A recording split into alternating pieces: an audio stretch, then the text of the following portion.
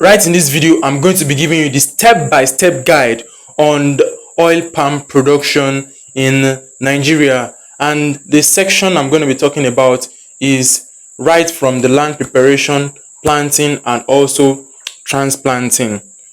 Now I'm going to be starting straight. I'll be starting with the site selection. The best soil suitable for cultivating the crop should be deep, well drained, medium drained, non-gravelly, and non-lateritic.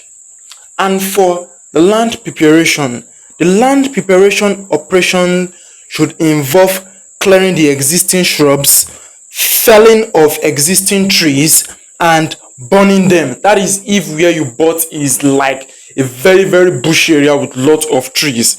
And this operation should begin 2 to 3 months before the time of burning. The felling trees should be packed or burnt. The land should be prepared for planting at the beginning of rains in April, May, in some cases March. After land clearing, the field could be lined with wooden pegs on planting points at a triangular spacing of 9 by 9 meters, giving density of about 145 to 150 palms per hectare. The palm rows should run in north to south direction. The orientation and planting arrangement permits maximum solar interception by individual palm.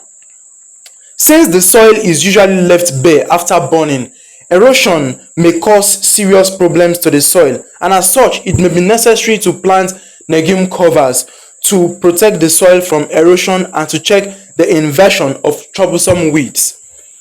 The legume cover crops widely planted are Calopogonium mucunoides, Peuraria phaseoloides, and Centrosema pubescens. The legumes are sown after the onset of the rains. Now to the recommended variety which you must plant. The recommended variety from the Nigerian Institute of Oil Palm Research (NIFOR) is recommended for Nigeria across agro-ecological zone for high yield. Sprouted nuts or raised oil palm seedlings which can be obtained through the NIFOR and the tree crops unit. The Tinera hybrid variety start fruiting from 3 to 4 years after field planting. Relatively, it is resistant to a number of palm diseases and has high yield potentials of up to 15 to 18 tons fresh fruit bunches per hectare per year, and as against 2 to 3 tons of wide and improved Dura varieties. Now to the area of the nursery. A nursery is necessary for growing the germinated seeds to produce strong, healthy, viable seedlings for the field establishment. Recommended system of raising palm seedlings is the single storage poly bag nursery, in which seedlings are grown in poly bags until they are ready for transplanting to the field. The system involves the use of 400 to 500 gauge black polythene bags, usually about 15 by 36 centimeter lay flat. The bags are filled with topsoil from the nursery area and placed in a square formation at 45 by 45 centimeter spacing. The bags are filled to the top and made firm by watering for at least a week before planting. Now to the sprouted seed planting. When sprouted seedlings are received, they are planted almost immediately after their plumule and radicles are well differentiated to prevent planting a seed upside down. Planting the seed upside down results in delayed shoot emergence and twisted seedlings that never does well.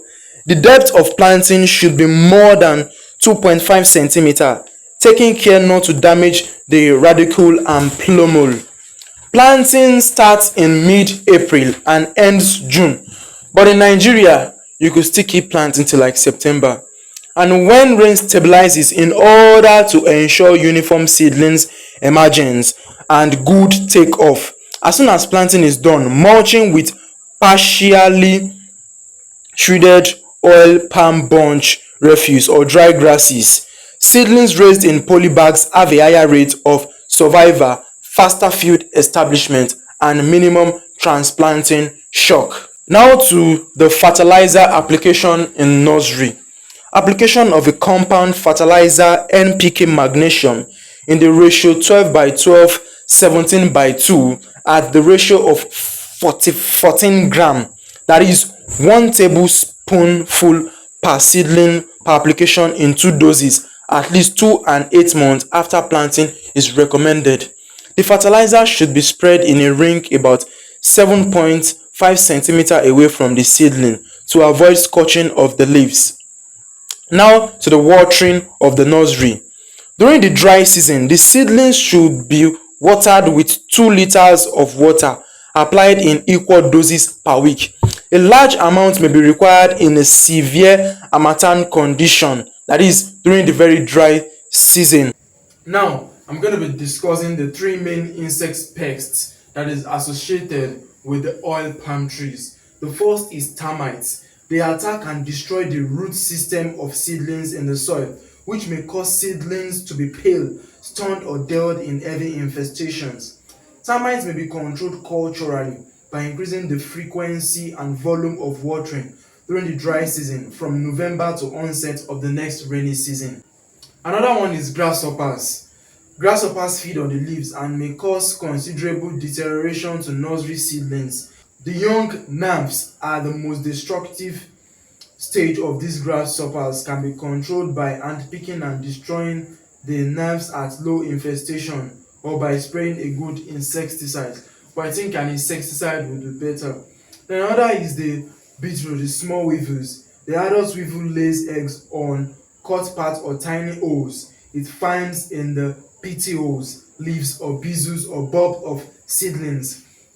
The egg later develop into larvae which eat through the affected part of the seedling. In severe cases, the affected part may cause weavings and later death of the seedlings.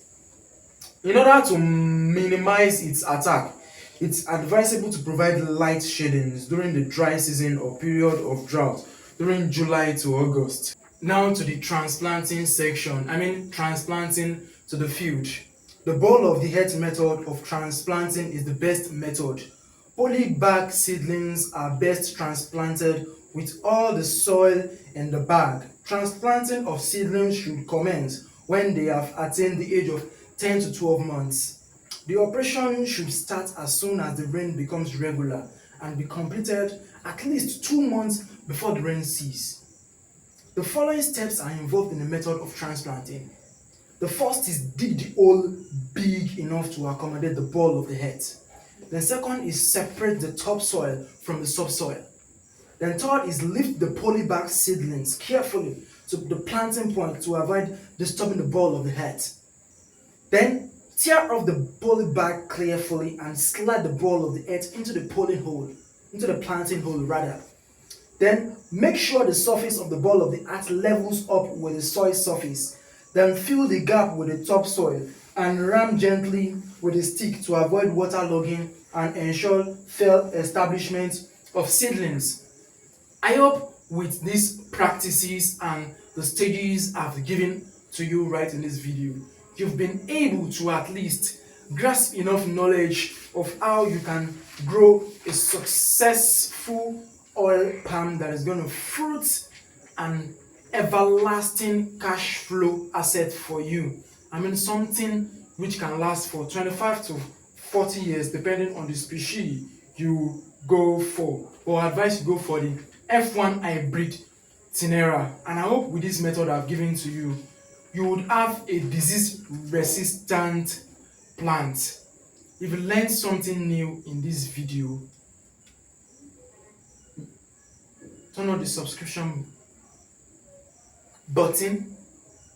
You could turn on the notification bell, share to your friends and family, and give me suggestions in the comment section of the kind of videos you would want me to do. And trust me, I'm going to listen to you. Oil palm is the new oil. I mean, it is the real oil money in Nigeria right now. Don't miss out of it. Start now. If you need a land to start it, you can reach out to me. I'm going to get you the best land for it in the southwest region of Nigeria. Anywhere in southwest Nigeria, I can beat my chest to get the best for you. See you in the next video. Peace.